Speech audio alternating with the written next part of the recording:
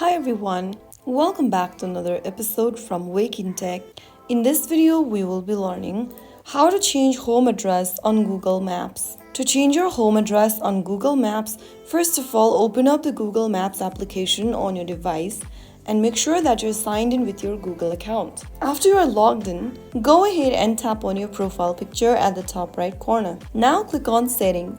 Inside the Settings menu, scroll down and click on Edit Home or Work button. You will then be able to see your home work options enabled. Go ahead and tap the three dot right next to home and tap on Edit Home. Now you can go ahead and enter your home address that you want to change to, or simply choose from the map. To do so, tap on Choose on Map and select the area where your home is and drop the pin on that area. Once you drop the pin, tap on OK at the bottom. And then your home address will now be set or changed. Click on Done at the bottom, and that way you will be able to save or change your home address.